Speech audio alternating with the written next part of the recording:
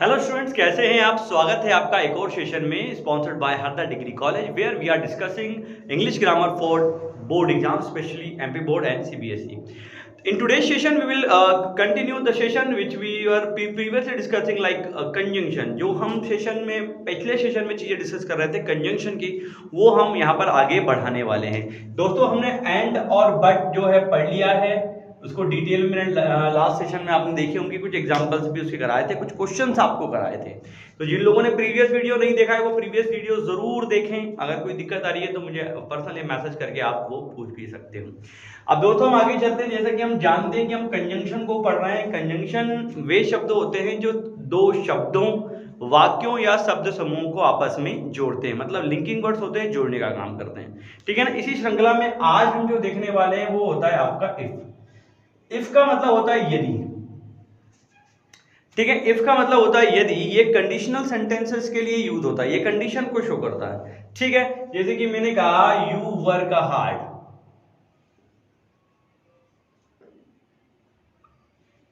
You will pass the exam. ये दो sentence यहां पर लिखे हुए हैं. एग्जाम में आता है कि combine the sentences using if.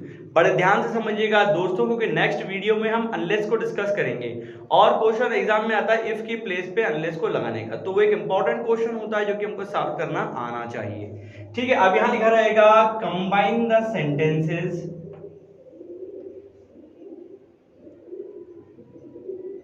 Using if. ठीक है.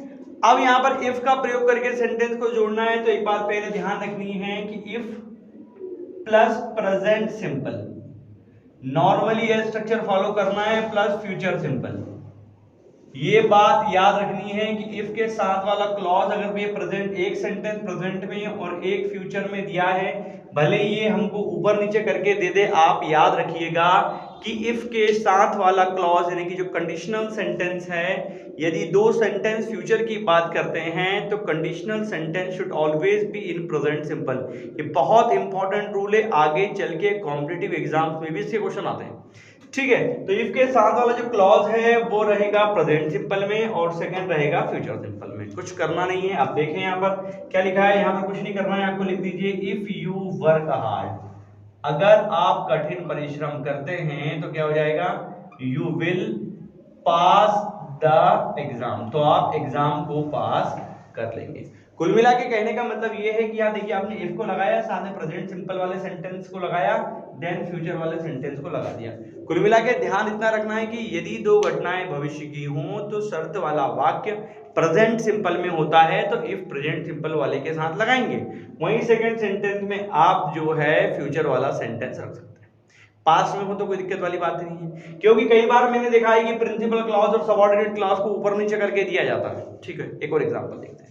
इसका आप स्क्रीनशॉट ले लीजिए. और वीडियो कैसा लग रहा है यार, तुम लोगों के कमेंट कुछ कम हो गए हैं. काफी ग्रुप से तो रेगुलर कमेंट आते हैं, बट कुछ ग्रुप से ऐसे हैं जहां से कमेंट थोड़े से कम है. ऐसा तो नहीं कि नहीं, पर कम है. तो यार ऐसा ना करो. आगे चलते हैं. आप स्क्रीनशॉट लीजिएगा. हम आगे चलते हैं. कई लोगों को अगर लगता है कि मेरी स्पीड थोड़ी सी तेज है तो बेटा आप पॉज करके भी देख लिया करो. ये होता है लैंग्वेज वाले टीचर्स के साथ, स्पीड का इशू अक्सर आ जाता है. दो सेंटेंस और लिखते हैं. अगर मैंने कहा she will help you, you give her money. अब देखिए यहां पर दो सेंटेंस आप देख सकते हैं. दो सेंटेंस दिए, she will help you, you give her money. अब देखो दो सेंटेंस हैं, पर प्रॉब्लम क्या है. प्रॉब्लम वही है कि यहां पर इफ से जोड़ने को कहेगा, combine the sentences using if. तो क्या आप ऐसा कर दोगे, if she will help you, you give her money. अगर आप ऐसा करोगे तो मेरे दोस्तों, भाइयों और उनकी बहनों गलत हो जाएगा. क्यों गलत हो जाएगा? क्योंकि नॉर्मली मैंने देखा है कई लोग ऐसे ही ग्रामर पढ़ाते हैं. उन्होंने कहा पहले सेंटेंस में इफ लगा दो, सेकंड और लिख दो पहला वैसे के वैसे और सेकंड वैसे के वैसे. गलत है भैया, ऐसा नहीं करना है. आप रूल को ध्यान रखिए कि यदि दो सेंटेंस हैं, दोनों फ्यूचर की बात होती है तो कंडीशनल सेंटेंस प्रेजेंट सिंपल में होता है. और ऐसी स्थिति में एक सेंटेंस प्रेजेंट सिंपल का दिया हो, एक फ्यूचर सिंपल का दिया हो, तो इफ के साथ प्रेजेंट सिंपल वाला सेंटेंस आएगा. तो कैसे जमाएंगे इसको. ये तो रॉन्ग हो गया हमारा. इफ यू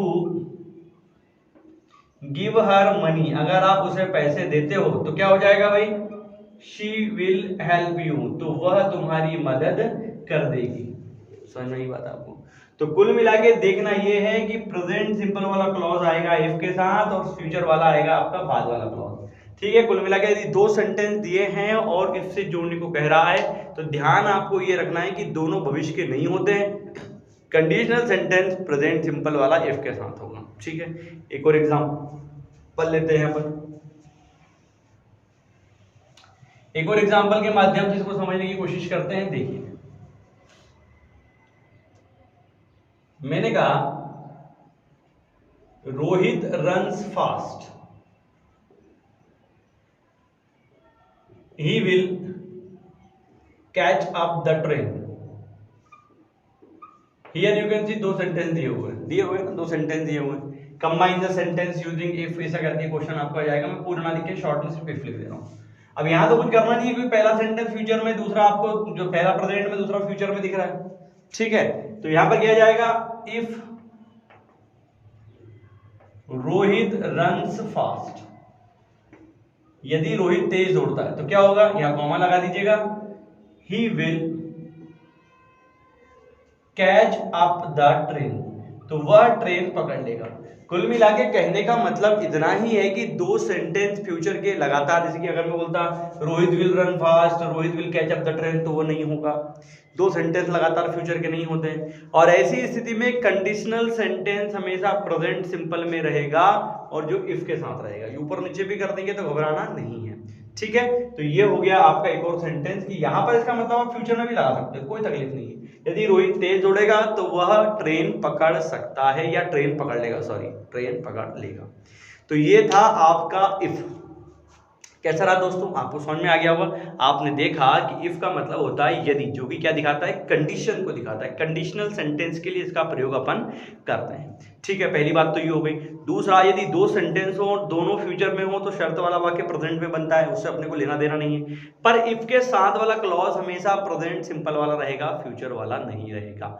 यदि एक सेंटेंस प्रेजेंट में और एक फ्यूचर में दिया हुआ है, दोनों पास्ट में है तो कोई दिक्कत ही नहीं है। जैसे कि अगर मैं बोल देता एक सेंटेंस, एक और एग्जांपल लेते हैं हम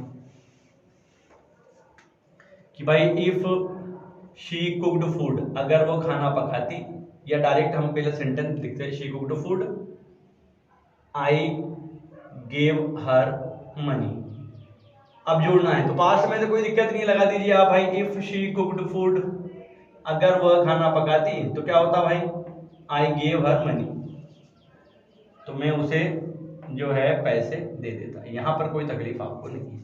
कुल मिला के थोड़ा सा ध्यान रखना है आपको, सेंटेंस बहुत इजी आते हैं और आपको बन जाएंगे।